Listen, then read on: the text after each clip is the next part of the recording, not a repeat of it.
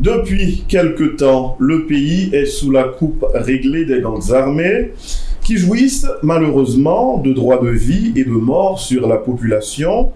L'absence d'un État fort rend la situation de plus en plus difficile, intenable.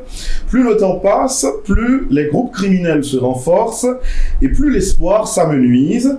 De territoire perdu en territoire perdu, Haïti roule vers une catastrophe anthropique sans précédent. Que faire pour un retour à l'ordre, sinon un retour à l'ordre public? Voilà aujourd'hui la question qui se pose et s'impose. Et pour répondre à cette question et d'autres encore, nous avons l'insigne honneur de recevoir comme invitée conférencière Dr Ginette Mathurin, à qui nous disons bonjour et bienvenue sur Agora. Bonjour. Une petite rectification. Je ne suis pas docteur, je suis ingénieur. Ah, ingénieur. Ah oui. Mathurin. Avant de parler de la problématique haïtienne, et je voudrais bien nous présenter, et nous les femmes qui sommes sur aujourd'hui derrière le micro. Et c'est pas facile de voir des journalistes donner le micro à des femmes. C'est vrai, hein? Et on doit s'imposer, c'est important. C'est important. Et donc, nous-mêmes, de Démarche Citoyenne, qui est une association, depuis presque 2 ans et demi, en juillet, je crois qu'on aura 3 ans. En octobre, on aura 3 ans. Donc, le 15 octobre 2022, nous étions en train de réfléchir déjà sur la situation du pays. Parce que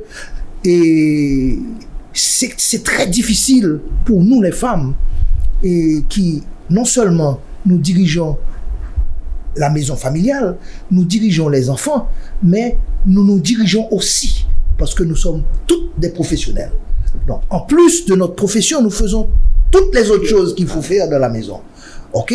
Bon, il y a certains hommes qui nous aident à faire les choses. Mais, à partir de octobre, on avait tellement d'inquiétudes quand on réfléchit sur l'avenir de nos petits-enfants, il n'y a pas d'avenir. Nos enfants qui travaillent ici, qui ont été étudiés à l'extérieur et qui sont revenus en Haïti, ils travaillent ici, mais on se rend compte qu'ils peinent à réaliser quelque chose parce que au fur et à mesure ils font beaucoup d'efforts, plus ils font d'efforts et moins ils ont des avantages. Donc il y a un problème. Et les jeunes intellectuels haïtiens, les jeunes universitaires haïtiens et qui étudient à l'université, ils ne voient pas de futur dans ce pays. Donc ils commencent à partir. Alors à ce moment-là, on s'est mis à réfléchir ensemble. Et en 2 jours, nous étions 3 dans la réflexion et en 2 jours, on a frappé les mains, on a eu 60 femmes à venir à nous pour gonfler la réflexion. Ok? Donc, qu'est-ce qui nous a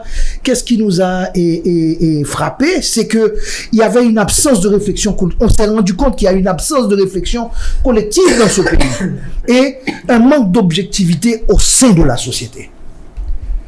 Nous avons près de 40 ans, depuis que nous écoutons les politiciens qui rabâchent les mêmes histoires, qui font les mêmes actions, qui n'aboutissent pas, ils disent n'importe quoi et ils n'aboutissent pas. Donc, il y a un problème. Il y a un manque dans la discussion politique, il y a une conscience qui n'existe pas, d'accord? Et c'est comme si la population a l'impression qu'on est en train de jouer une scène publique, d'accord? Mais une scène qui ne va nous mener à absolument rien. Donc, c'est ça qui nous a interpellés et nous nous sommes réunis. Et pourquoi nous nous sommes réunis? Nous nous sommes dit, faisons un comeback. Parce que quand on veut analyser une situation présente, il faut faire un petit retour dans le futur, dans le passé. Comprendre ce qui nous a amené là, d'accord? Et une fois que nous savons ce qui nous a amené là, alors faire des propositions pour le futur. Donc, c'est ce que nous avons fait. OK? Donc, nous avons porté une réflexion sur la situation, diagnostic de l'histoire, et le diagnostic de l'histoire nous a amené à comprendre la situation présente et maintenant de proposer une vision pour le futur d'Haïti. Nous ne sommes pas et trop attardés sur la situation actuelle parce qu'on se dit résoudre la situation actuelle en laissant le fonctionnement du pays comme il est là, d'accord, c'est s'embourber. Donc il faut prévoir le futur. Il faut changer le paradigme de ce pays. Paradigme global, d'accord, que ce soit social, politique, économique, éducation, tout, santé. Il faut changer le paradigme de ce pays. Et même changer d'attitude politique. Il faut changer d'attitude politique. Car on ne fait pas dans un pays la politique pour la politique. On fait la politique pour le bien-être de la population. Si vous faites une politique pour faire de la politique, vous vous fourvoyez et c'est ce qui nous arrive là. D'accord? Donc, on a porté une vision, on a fait une réflexion sur 2 ans, et après 2 ans, on a sorti un document qui est la vision, notre vision là. D'accord? Donc, voilà comment nous voyons Haïti. D'accord? Nous voyons Haïti comme un pays développé, indépendant, souverain, qui a un leadership visionnaire, qui a une conscience citoyenne nationale. Ce que nous n'avons pas maintenant pour le moment. C'est une Haïti avec une fondation d'une nation forte, qui vit dans le respect de ses valeurs morales, traditionnelles, ancestrales, culturelles, et qui offre à toute sa progéniture, sans exclusion, je pèse sur ce mot, les conditions d'une vie décente, propices à l'épanouissement personnel et collectif. À partir de cette vision, nous avons fait un développement et nous avons fait des propositions. Nous avons fait des recommandations. D'accord? Et de ces recommandations, notre deuxième phase, c'est de réunir les différents groupes de réflexion à travers le pays, parce qu'il y a beaucoup de groupes de réflexion qui réfléchissent sur la problématique du pays. Nous ne sommes pas les seules femmes à réfléchir. Il y a des hommes qui réfléchissent aussi. Il y a même les jeunes, les enfants, ils réfléchissent parce qu'ils voient que nous sommes dans une situation désespérante.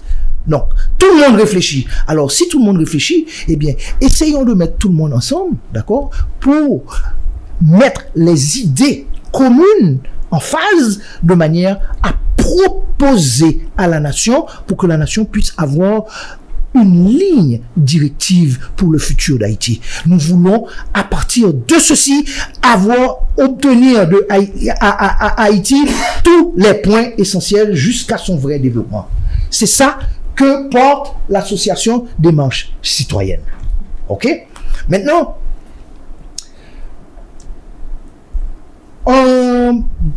ça fait déjà 1 année depuis que nous avons un gouvernement. Bon. Écoute, à partir de là, tout le monde espérait un changement dans la situation du pays. Mais c'est parce qu'on a constaté. Nous avons constaté que, au lieu d'avoir un changement, il y a une détérioration de la situation. Et, en plus de la détérioration de la situation, les représentants de l'État se complaisent dans leur nuage, dans leur bulle, d'accord? Et ne donnent aucune réponse aux inquiétudes de la population.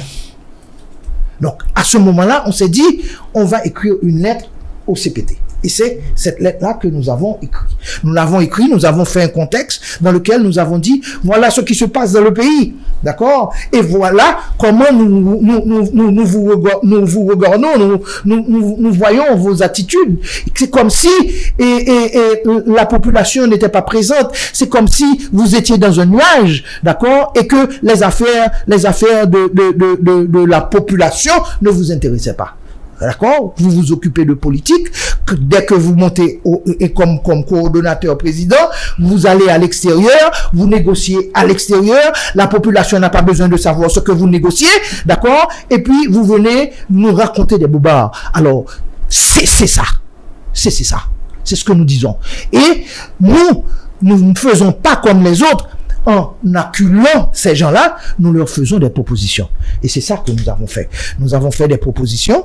Et dans les propositions que nous avons fait, nous leur avons dit que pour essayer de résoudre le problème délétère dans lequel baigne la population haïtienne, et que c'est maintenant les gens ont, c'est une terreur. C'est plus la peur, c'est la terreur. Quand les brigands n'arrivent même, ne sont même pas arrivés dans la zone. Dès que le bruit court qu'ils vont arriver, tout le monde laisse leur maison, d'accord? Et puis, ils arrivent, ils rentrent dans les maisons, ils volent, et puis ils brûlent les maisons. Mais c'est quoi cette affaire? Et puis, la police va venir après pour écraser les maisons, soit disant que les brigands viennent dormir dans les maisons. Mais c'est quoi cette affaire? Donc, c'est une destruction totale du pays. Nous, les femmes, nous ne pouvons pas accepter cette situation. Voilà. Donc, nous avons fait des propositions et nous avons dit que pour essayer de conjurer cette situation, il faut donner aux forces de l'ordre les moyens nécessaires pour se renforcer en qualité et en nombre afin d'assumer au plus vite le leadership de la défense du territoire comme l'exige la Constitution. D'accord? Et nous avons vu que effectivement ils ont reconduit, ils ont travaillé sur le budget de l'État, et nous avons vu que c'est seulement 11,8% d'augmentation qu'ils ont donné à la police. Et c'est 11,8%. C'est pour leur donner à manger. Eh bien, moi je vous dis que c'est la population qui donne à manger aux gens, aux policiers qui sont sur le front. C'est toute la population qui cotise, que le grand nègre, que le petit nègre, que le nègre moyen, eh bien c'est nous toutes qui cotisons pour nous bailler manger chaque jour. Ok? Donc, 11,8%, quand bailler manger, nous pouvons chercher traiteur, pour nous bailler la traiteur paquet d'argent pour faire manger, et puis ils sont mangés, que moun n'y a pas même manger parce que il pas dans goût, est-ce que vous comprenez? Ok? Donc, ça c'est de la bêtise. Ok? Les gens, laissez la population nourrir les policiers, mais donnez-leur des armes. C'est ça qu'il faut. Il faut des armes, il faut des munitions pour qu'ils répondent à ces gens-là. Ensuite, ce qui est pire, c'est que ces gens-là, les policiers, ils vont sur le front à 8h du matin, et puis à 6h, ils vont descendre. Ils laissent ces gens dans le désordre. Et puis, pendant ce temps-là, pendant la nuit, les gangs s'organisent. Et donc, c'est un jeu. C'est comme si on jouait un cinéma pour la population. Il est temps de cesser ça. Moi, je connais beaucoup de gens dans le CPT, d'accord? Il y en a qui sont mes condisciples de classe, il y en a qui ont été mes professeurs, d'accord? Il y en a qui sont des amis. Mais moi, je leur dis, cessez cette histoire, parce que c'est pas possible. La population haïtienne ne peut plus souffrir. Ça fait plus de 4 ans depuis que nous sommes dans cette situation. Nous ne pouvons plus. Le deuxième point, proposition qu'on leur a faite, on leur a dit de regrouper les forces de l'ordre sous un commandement unifié en incluant les ressources humaines expérimentales disponibles pour mettre en action un plan de contingence nationale immédiat. Mais comment se fait-il que le gouvernement, avec un premier ministre et un corps de police et une force armée, ne peuvent pas s'entendre pour avoir un plan de contingence pour pouvoir résoudre ce problème? Tout le monde court, même le gouvernement court, même la police court. Mais c'est quoi cette affaire? Ça n'a pas de sens. Dans la tête des femmes, ça n'a pas de sens. Je ne sais pas si ça a un sens dans la tête des hommes, mais dans la tête des femmes, ça n'a pas de sens. C'est pas logique. On fait pas quitter Kaili parce qu'il y a un problème. On fait gourmet un problème dans Kaili pour le résoudre. Il n'a pas quitté Kaili. Donc pour le faire quitter Kaili, il n'a pas femme Kaila. C'est comme ça bagaille. Et c'est comme ça, nous-mêmes, femmes haïtiennes, nous entendons que CPT prend disposition pour lui résoudre le problème là. Dans le cas contraire, s'il n'a pas qu'à résoudre le problème là, dans le cas contraire, bail démission. de mission. C'est la chose la plus noble qu'il leur reste à faire, d'après moi. OK? Ensuite, nous disons, mobiliser toute ressource nationale volontaire en vue de enrôlement, parce que bon paquet de jeunes garçons, bon paquet de jeunes femmes, qui décident, ils ont même bataille. Donc, si ils décident de bataille, ils ont appuyé force de police et force l'armée, eh bien, communiquer avec eux. D'accord? En pile là-dedans, c'est eux qui baillent la police des données. Est-ce que vous comprenez? Parce que c'est dans un lieu, il y a baillé données. Donc, c'est pour parler avec eux, baillé un incentive, faire comprendre que nous comprenons ça y a fait, d'accord? Pour que ils motivés.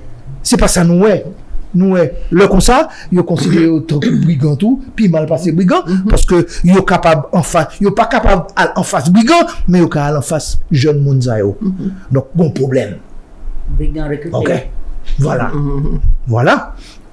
D'accord? Ensuite, nous demandons qui ça? Pour nous ouvrir canaux de communication yo, avec monde et tout leader, parce que plein jeunes leaders dans zone yo, plein de jeunes leaders, plein de jeunes qui réfléchissent et qui gagnent des solutions. Pour que ça nous pas prendre contact avec eux. D'accord? Nous pas prendre contact avec eux. D'accord? Ensuite, nous disons passer en mode d'austérité. Comment c'est coupé dans le salaire, nous coupe. Donc, regardez l'histoire, m'attendez, tout corps, moun sa yo a touché. Mais c'est pas sérieux. Nos pays pauvres comme ça, nos pays côté tout le monde fin pauvre, classe moyenne n'a presque pas existé encore. Mais c'est quoi? Mais combien? C'est presque, ça nous les bourgeoisies commerçantes qui presque pas existent encore. Alors, écoute, c'est ou bien, yo gagné, un projet pour détruire nous. Mission. Il y a un projet pour détruire nous, d'accord? Ou bien encore, c'est des gens incompétents. That's it. C'est ça. Ensuite, qui ça nous dit encore? Nous dit comme ça, il faut réduire l'effectif agent de police qui est affecté à eux maintenant. D'ailleurs, moi-même, ouais, que c'est police frontalière, moi, qui CPT backup. C'est quoi cette affaire? Donc ça veut dire, ils ont quitté frontière au vide. Bon, regardons l'histoire. Leur frontière vide, c'est combien Zambal passé, c'est combien munitions pour le passer, c'est combien nous parlons des ordres. Ok? Même ça qui est là, gagne moi qui baille la rue d'eau et puis qui fait selfie. C'est pas sérieux.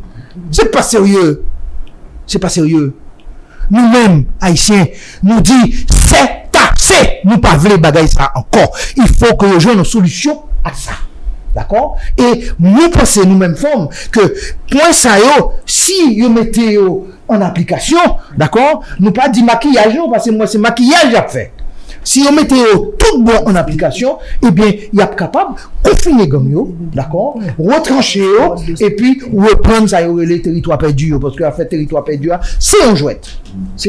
L'on descend en bas la ville ou pas reconnaître en bas la ville encore parce que c'est comme si Mdadou, son zone, c'est son rack-bois. C'est bien le terme, son rack-bois. Voilà. Donc, il est temps que ça cesse. Nous-mêmes femmes nous dit faut que ça cesse. Il faut que nous qui n'ont pouvoir, ok, nous c'est pas nous qui mettons, mais nous acceptons parce que nous pas dire rien le tape mettez, ok. Donc nous prenons chance. Avec eux. Eh ben nous baillons dernière chance. Nous disons rangez jouet tu vois parce que jouet tu vois pas bon. Merci. Voilà donc pour l'exposé de notre invité conférencière.